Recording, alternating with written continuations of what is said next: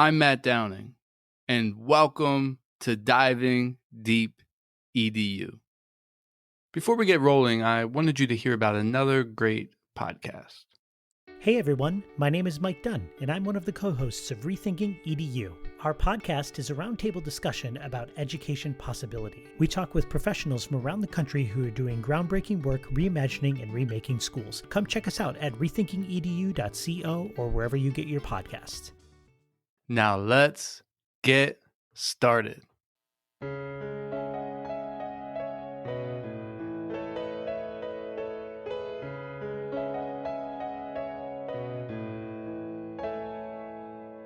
Curious conversations with all types of peeps. Encouraging innovation, we are diving deep. Certainly education is what we like to speak. Fervent with dedication, now it is time to teach. Yeah.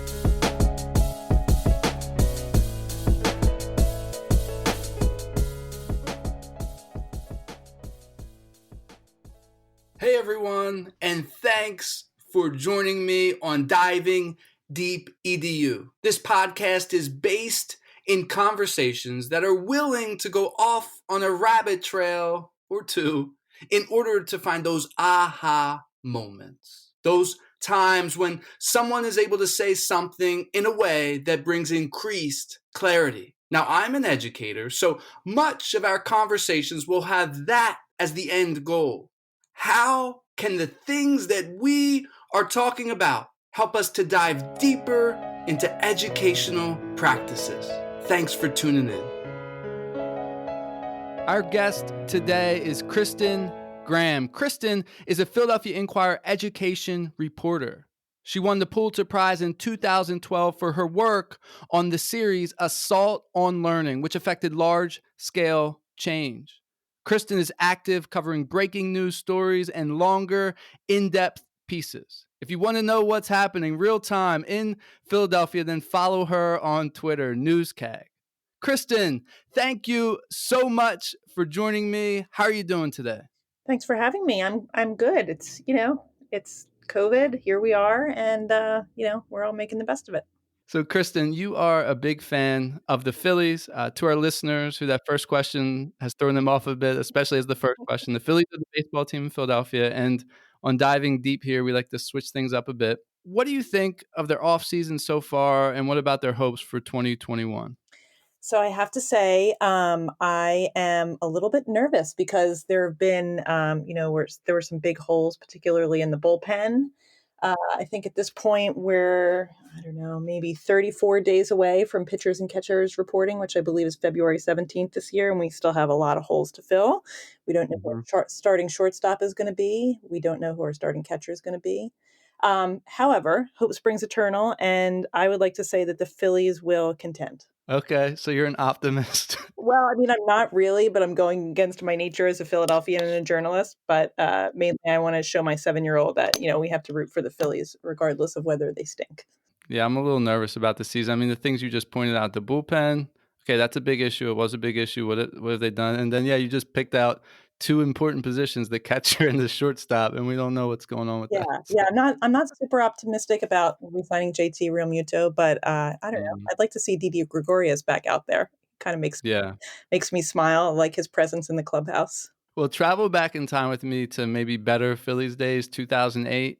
Brad Lidge just got the final out, beat the Tampa Bay Rays. He fell to the ground. The team piled on top of him.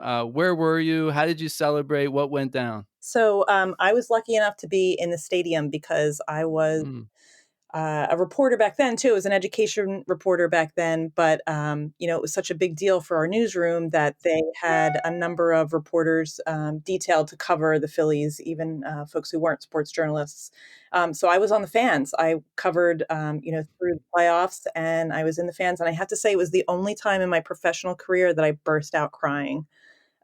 Because it was just so emotional for me, growing up as a Phillies fan, my whole life. And I was like, I wanted to talk to my dad and I wanted to talk to my sister and, I'm interviewing this woman and we were hugging and it was really cool.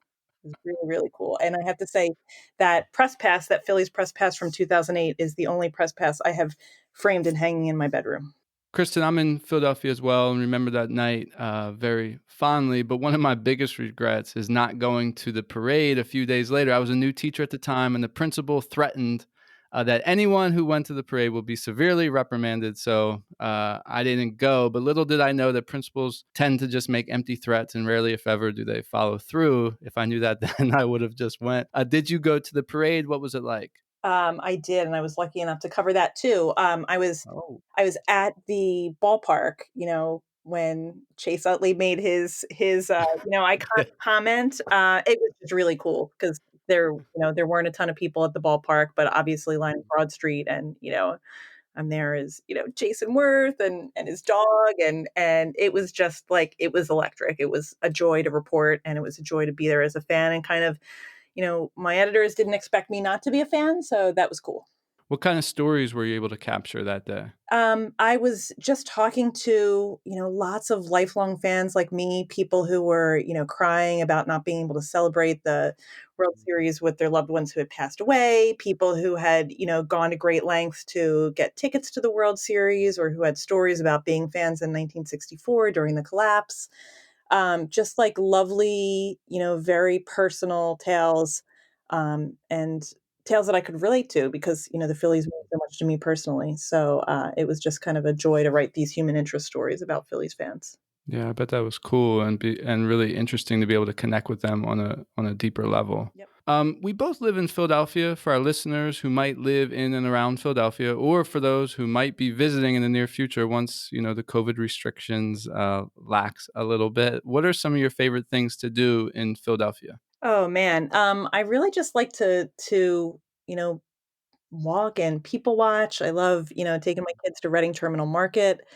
Magic Gardens are amazing in Center City. I grew up in the Northeast, and there are, lots of beautiful places there. I know it doesn't sound intuitive, but Pennypack Park is great. It's just a city of neighborhoods, and each neighborhood has, its own character, and there's something to love about all of our neighborhoods. Yeah, I love going to Reading Terminal Market as well. Walking around, feeling the energy, checking out some different places. Do you have a favorite restaurant or spot you stop by when you go there? I have to say, I love Down Home Diner back in the days when I could be in the newsroom. I was there once or twice a week. Just good vibe, great pancakes, great, everything, and just kind of comfort food when you need it. Yeah, that's one of the places I've actually never been in Reading Terminal Market, so I'm making a note to go check that out next time I'm there. You're a journalist for the Philadelphia Inquirer. What drew you to journalism? So I grew up as a kid who loved to read and a kid who loved to write, and I also come from a family where we revere newspapers. My dad talks about how, as a mailman in the city, he would take his lunch and buy his dad three newspapers at the time. The city had three newspapers, and so that's just the kind of family I grew up in, like lifelong Inquirer reader, and I also like to ask nosy questions. And believe it or not, being a journalist is really good if you like to ask nosy questions. So from a pretty young age, I knew that I wanted to be a journalist. And I didn't grow up in a family where there were any journalists, so I had great teachers in the Philadelphia School District who kind of helped me figure out what to do to land myself there. And I went to Temple University and studied journalism and got an internship at the Inquirer when I was a sophomore at Temple, and have never worked anywhere else.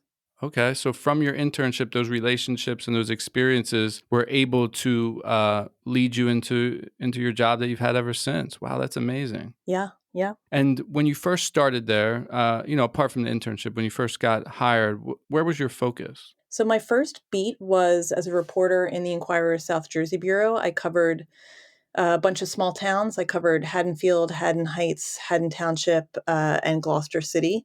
And I was the person who, went to town council meetings and school board Mm, meetings and planning board meetings. Not, super glamorous, but it was a great way to learn about being a journalist and cover communities.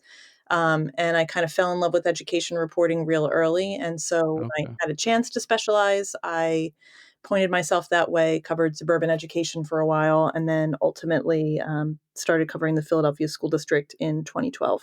Now, you mentioned a couple of these things a little bit earlier, but I wanted to just dive a little deeper into that. What do you think are some of the most important skills a journalist needs? Well, the most important skills a journalist needs, I would say, first of all, obviously you want to be a good observer. Mm, It's really important to be a good listener. I think sometimes, we get caught up in asking great questions, but I think it's just as important, if not more important, to listen well. mm, Obviously, you need to think critically, and to feel a real sense of public duty in a lot of ways too. I'm not asking for myself when I ask questions. I'm kind of asking for my readers, who deserve to know about what's happening in the Philadelphia school district, which controls $3.5 billion in public money and is responsible for the education of over 200,000 students.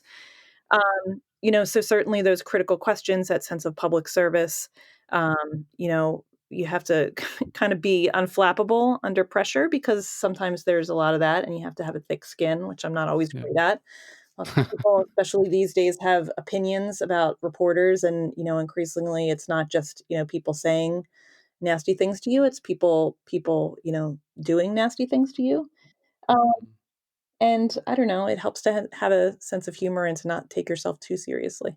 Yeah, those are really interesting. I'd like to get into that a little bit. So when you talk about, the public good and wanting to report for your readers, how do you figure out sort of what your readers want to know? Well, I mean, one thing I have to say about the advent of social media and the 24-hour news cycle, it's, a lot. It's a lot different. I've been a journalist now for 20 years. And when I started, there definitely wasn't the kind of constant news cycle. Yeah. But I have to say it's really good because I'm connecting with a lot more folks who are interested in our journalism, and I'm able to know in real time, like, what people are thinking about and caring about. I mean, obviously, the people I interact with on Twitter and Facebook, are not everyone's not on social media, but lots of people are. And so, in a lot of cases, people are telling me what they're interested in. It Mm, could be a reader might email me or call me, but now they can get me really quickly through social media. I'm very accessible. Um, and I think it's also incumbent on me to go out to people who aren't necessarily coming to me, people, who are more in more underserved communities, and ask them, what do you want to know about? What are your concerns? How are you doing? How are you interacting with the Philadelphia school district? Yeah, so you mentioned sort of social media being, a benefit, a recent benefit to allow you to interact directly with people. Thinking back to when you started and social media wasn't around, or if it wasn't as prevalent. How has social media and this recent sort of 24 news cycle, people can always interact with you. How does that distract you? How has that maybe not been helpful? Well, I mean, it's definitely distracting in some ways. And, as I'm a mom of two small kids, I feel like I'm like never not working. And in fact, on a Saturday recently, my 4-year-old was like, okay, can you play with me, mom? And I said, yeah, of course I'll play with you. And he goes, well, how many work calls are you going to have to take? Or how many times are you going to have to look at your Mm, phone? And it was like, it really kind of struck me that, my kids are growing up, not ever having me off, like, for work because, this is yeah. a job where you need to be plugged in most of the time. And so that is a distraction. And it's also, you know, I'm thinking I live tweet school board meetings, and I'm thinking about school board meetings when I'm just like inundated with people asking me questions and, trying to interact with me. And I can't always do it. So obviously you want to get back to people as quickly as you can, but some of it you just have to let go. Some of it you just can't be Yeah. there all the time. Yeah, yeah, I bet that can be difficult, difficult tension to sort of hold. Let's say there's a teacher listening, they have students, they're teaching a journalism class, or let's say there's a student listening, and they're like, "Yes, I want to do what Kristen's doing. That sounds really interesting." What would you advise? So we've talked a little about skills, we've talked about, the importance of connecting to the community. What would you advise them in order to help them get into journalism and get moving? Well, the first thing I would say to that student or the teacher who, is reaching out on behalf of their students is feel free to contact me directly because I'm always happy to talk to our students. And I am frequently, speaking to classes and things like that. But I would say, there are many more opportunities to get published, many more forums than there were, when I was coming up as a journalism student. It was like pretty much traditional print media or, TV or radio. And obviously there are lots more ways to get published now. There are, many more avenues with social media, things like that. But read everything you can. Be a smart consumer of news, and don't just read, one site or one kind of site. Can look at everything that's out there, or a lot of what's out there. Um, and reach out to people you admire, ask them for advice. In terms of education, I majored in journalism myself. I don't think it's necessary to major in journalism. Just make sure you get experience writing for publications, and just keep at it. It's definitely an evolving business. I have no idea what journalism is going to look like in 5 years, let alone 15 or 20. But um, just keep at it. It's a tough business in many ways, but it's an amazing business. It's like a privilege to do what I do, and Yeah. there are ways to make it in the business. You said it's an amazing business. As you think about that, what's the most amazing aspect about it for you? I just love the part where I get to meet people that I never would meet if I wasn't a Mm, journalist, and yeah. experience things. To have the privilege to look inside people's lives. I said in the Mm, beginning I'm nosy, and I am nosy, but it's like, people invite me into their lives and trust me, to write about them, honestly. And sometimes when teachers have a question about the school district, they'll come to me instead of going to, whatever, they're another source. And, at the mm, college I take really seriously. yeah.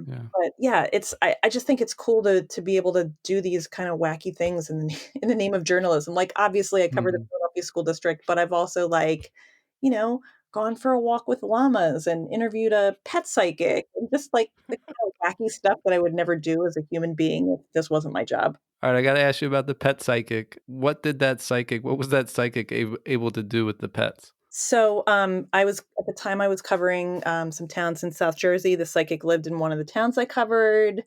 Everyone told me about this woman, and I, proposed this story to my editor as a feature. I'm going to write a personality profile of this woman. And at the time, I had a kind of a high strung beagle dog, and my editor was like, "Well, I definitely want this story, but I also want you to take your dog to the dog psychic." And so the pet psychic, told me what my dog, who was a rescue, what his original name was, all these secrets about, why he liked me best. And, I wanted to know why he got into the trash can. He got into the trash can because, like, when I first got him, he got into the trash can and I laughed. It was hilarious and amazing. And, I'm like a professional skeptic. That's my job. But I have to say, I was kind of like, wow, like, maybe this is a real thing. Maybe she actually is, my PD the dog was talking to me through the psychic. So it was fun. That's cool. It's also fun that you get to do different sorts of pieces, like I follow your work and I know you've done other things, but a lot of times I associate you with education, and it's cool that you're able to go out and do these other features and sort of express your creativity and interact with a sort of wide range of people.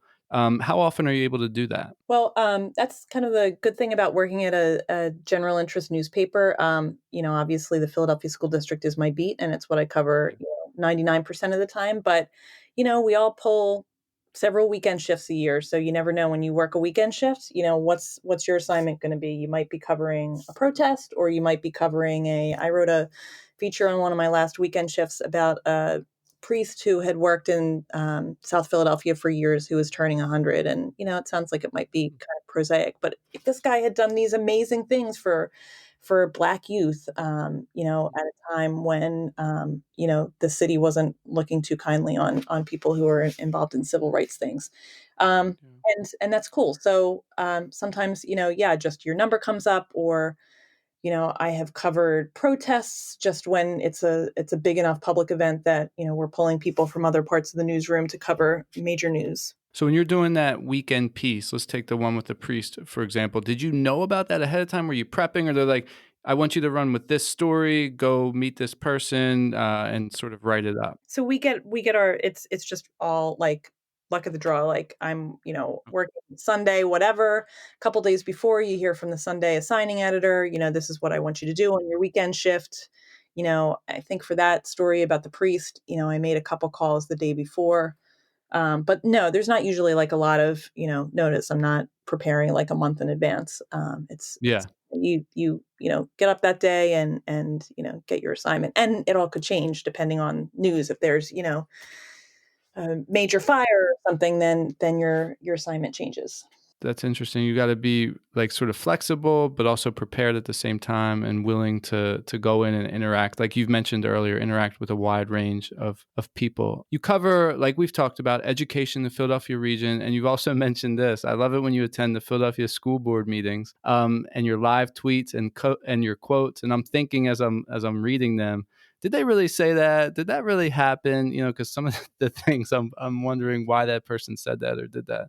What kind of looks are they giving you as they see you there? They obviously know who you are. They see you there documenting and tweeting real time what's actually going on. Well, now it's hard to know because everyone's virtual. So like Got you. I'm just a lady in my dining room, tweeting. But before, in the before times when I was there, I mean, I think I said earlier that I've been covering the school district since 2012. That was wrong. I was actually covering the school district since 2008, and started to Oh, tweet wow. pretty early on. I think I got my Twitter account in like 2007, but early on, and it was the SRC then. I would just live tweet because I was there. The meetings are long. It was something to do. But now it kind of comes with the territory. Like if you're someone new to the district, like you pretty much know that I'm live tweeting, and people aren't shooting me dirty looks or anything, but people are No? texting me afterwards. Like I logged onto Twitter to see what you said about my testimony, and that's kind of cool. It's like it's a thing now, right? In what ways have you seen education progress as you've covered it throughout the years? How has education progressed? Some people would say education has progressed, and some people would say, it's tougher now, with the proliferation of standardized testing. Although, I guess I started Mhm. covering education right at the beginning of No Child Left Behind, and certainly we're still kind of in the thick of a testing culture, even though the folks in power are saying they want less reliance on standardized tests. But there've been definitely there's a lot more emphasis placed on equity, and certainly in this Mhm. last year since the death of George Floyd and incidents across the country, protests across the country. There is a lot more racial reckoning, which I think is really important. In a school district like Philadelphia that is made up of mostly Black and brown kids, and in many ways is there are racist practices embedded in the district. So I think that is something you can for sure say is progress. Um, there have been some things are cyclical. There are things that come around again. As an educator, I'm sure you could say, with much more expertise than me, how things have changed. But we were talking about equity and getting more kids reading on grade level when I started it as an education reporter, and we're still talking about that. We're still haven't figured out how to serve kids better in some ways. Yeah, I want to follow up with that. Yeah, and that's sad to think about that we've been sort of fighting this battle for certain things and they just don't move. The needle doesn't move. You mentioned the reading level, and that's terrible that we're not getting more students on reading level. What are some other areas that's just sort of refused to change? Well, when you look at a district like Philadelphia, it's still enormously segregated. And there are, if you're a student at a school in, say, North Philadelphia, you're not going to get the same education you might get if you were in Northeast Philadelphia. And Mhm. resources are a big part of that. I mean, I think the elephant in the room is always funding when you talk about Philadelphia, and in many ways Philadelphia hasn't come back from the devastating funding cuts that it absorbed in the from 2009 on. um, and now we're heading into another recession, and looking at possibly more budget cuts and school closures, once the stimulus money dries up. So it's just, a lot of intractable problems, and it's kind of like politicians like to say, education is the most important thing there is, because it's our future citizenry. Well, that's absolutely true, and we still have not figured it out for sure. You mentioned funding. Is there a difference in how schools are funded in Philadelphia? Do some schools get more funding than others, or is it all equal throughout the city? So their schools get a per pupil allocation, and that's pretty even. But some schools are better at fundraising, or have Mm-hmm. families who have means to fundraise. There are some schools that have friends of groups that are able to get money for playgrounds and extra teachers. I'm thinking about an instance, Mm-hmm. in the last terrible round of budget cuts, and I think it was about 2011, when at one particularly well-resourced school, the district ordered mid-year budget cuts, and they were going to cut the school nurse. And the parents, in a couple of days, raised enough money to keep the school nurse, out of pocket. Oh, Basically wow. said, we're gonna pay this woman's salary through the Home and School Association, and that's something that could never have happened at a school across town. And so, when we talk about where resources go, it's not necessarily, you get more money if you're in the Northeast. It's like, kind of the supplemental resources at the edges. Is there something that inspires you as you go into buildings or interact with the education system in Philadelphia? What's been inspirational? Maybe a story or two to help us think in a different way. That's a great question to answer, because I have to say, whenever I feel like depressed about lack of funding, or, something that's not changing in Philadelphia, I just talk to students, and I feel so much Mm-hmm. better, because it kind of centers me and reminds me, like, this is why it's important that I'm doing what I'm doing, because the kids are just phenomenal. Like, in every school I've ever been to, no matter where you are, no matter what grade level the kids are, like, they're awesome. I did a story a couple of years ago now, where I pretty much embedded inside Strawberry Mansion High School, which is in North Philadelphia, and there had been attempts to close it. Was struggling, academically, and had very few students. And I kind of wanted to answer the question, like, what's going on with Strawberry Mansion? Like, how do you turn the school around? And it was just such a tremendous experience, because while people are like, "Ah, Strawberry Mansion, that's not a good school," that was its reputation. Like, every Mm-hmm. kid I met there, even kids who were struggling, was just like, it was great. It was a great experience. It was great to talk to the kids, and whenever I feel sort of down about my job, or down about what I cover, like, just talk to a Philadelphia student, and it makes me feel better. How were you able to go about embedding yourself within Strawberry Mansion? I was a real pain. I basically said I had written some stories, and the district was like, take us seriously. Like, this time we really want to turn around Strawberry Mansion. I was like, well, let me in. Like, wouldn't that be amazing to just let me in and tell that story? So much of what I do is based on, what officials are telling me, or what teachers, or students even, or, certainly school district officials. But and I said, just give me a bird's eye view, like, and obviously people had privacy concerns. Like, we don't want you to, Yeah.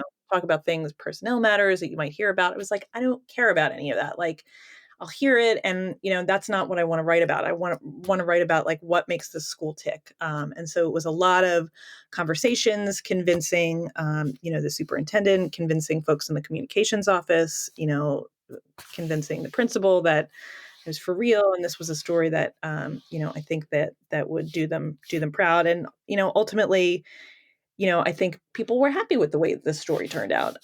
So it was kind of a slog to get there, but my colleague Tim Tighe, who's a photographer, and I spent the better part of a year inside Mansion, and it was a great experience. And what were some of the things that you learned through your interactions with the students? I mean, not that any of this was like breaking news, but just, we know what our kids are carrying, but to see that firsthand, a student who had maybe been to 15 schools in their career, a student who was returning from, being incarcerated, a student who was caring for a sibling or caring for their own child. You know, when we look at the conversations about, oh, kids aren't passing state tests and, why is that? Well, like you tell me, if you've had this, fractured school experience, you moved around a lot, maybe you needed services that you didn't get right away, would you pass your state biology exam? You might not. And so just talking to those kids and seeing their incredible resilience and their, kindness and their intelligence, it was just a joy.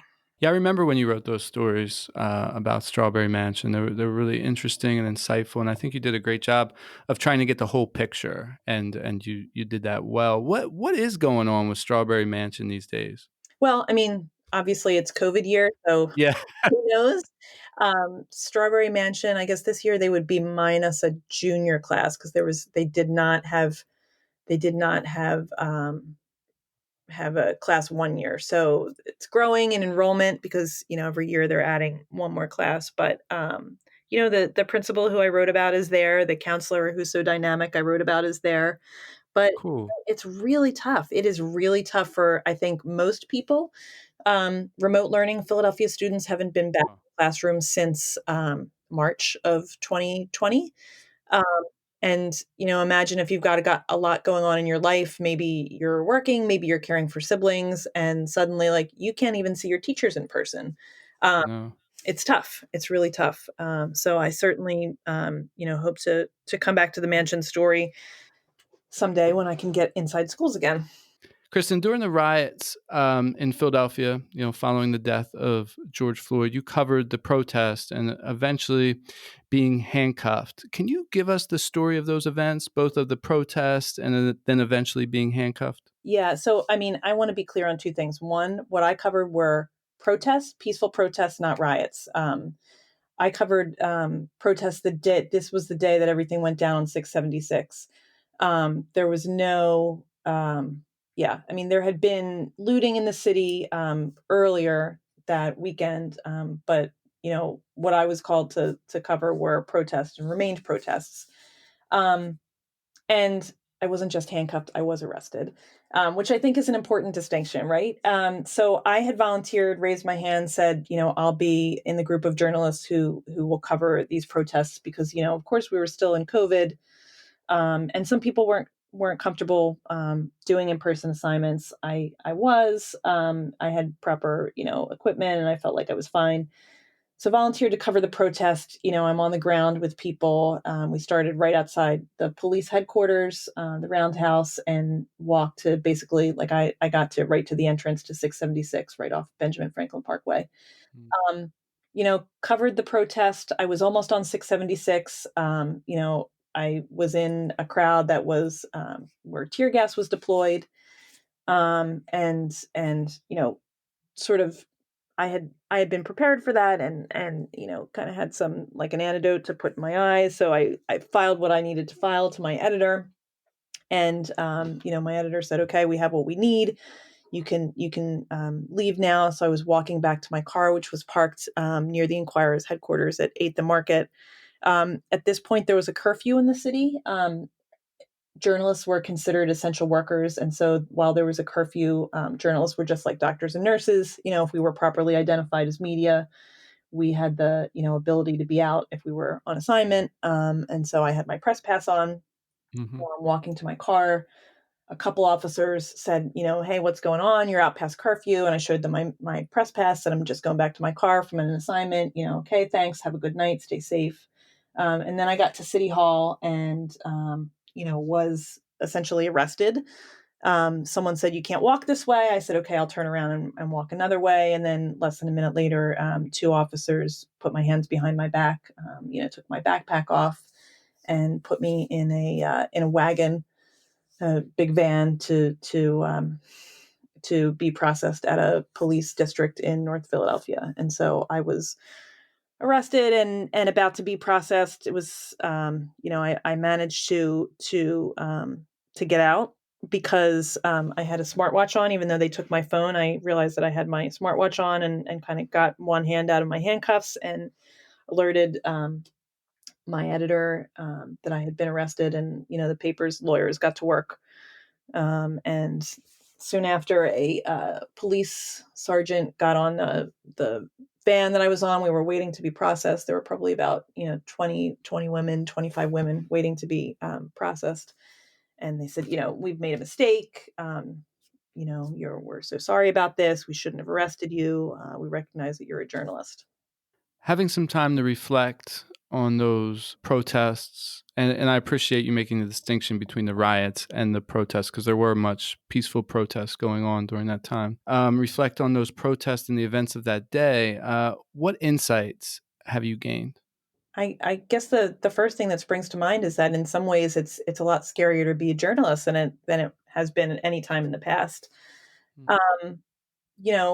I was arrested for doing my job. When the officers detained me, I said, I'm a reporter, motioned with my chin to my press pass, and like the people who arrested me didn't care, despite the fact that the police commissioner had said, you're not to detain media who are doing their job. It's yeah. I'm not sure what other insights I have from that. Yeah. Other than it's kind of a scary time to be a journalist, and I say this as we're going into the week of the inauguration, and there's certainly a lot of worry about what that's going to look like, and I'm going to be reporting on that next week, and it's frightening. Thanks for all the work that you're doing and you continue to do, even in the midst. And Kristen, it has been great talking with you today. As we wind things down, who do you want to give a shout out to? So I know it sounds cheesy, but I want to give a shout out to every teacher who is navigating kids through this crazy time. I'm working from home. Our newsroom is closed at least until July, and so down the hall, my son is in virtual second grade, and kind of listening as I'm doing my interviews, listening to the amazing work that his teacher is doing, and certainly the teachers who I interview every day, Philadelphia. Man, everyone's killing it. It's hard, and it's frustrating, but the way that teachers are showing up for kids, they always do, but this year it's especially hard. And I feel like everyone is a first year teacher now, because everyone's learning to teach a completely different way. And my hat is just off to all teachers who are helping kids through this tough time. Time for the final word. What would you like to say to close out this podcast? May we all get through the next week and month. I don't know. I don't have anything other than that. I mean, I just feel like COVID has been so tough for all of us to navigate. And, with all the unrest that's happening now, it's a unsettling kind of time, and may we all have the grace to get through it. This has been great, Kristen. Thank you so much for joining me on Diving Deep EDU. I appreciate your time, sharing your experiences, and helping us to dive deep. To those listening, thank you. Thank you for tuning in. If you like this episode, subscribe, share it out, post a review on Apple Podcasts. All of those things will help get this podcast out to more people. Until next time. Wow, it's time to reflect. That's astounding. You've been checking out the podcast from Matthew Downing. Hope you like diving deep like a scuba diver. And the show provoked hope, that's our true desire.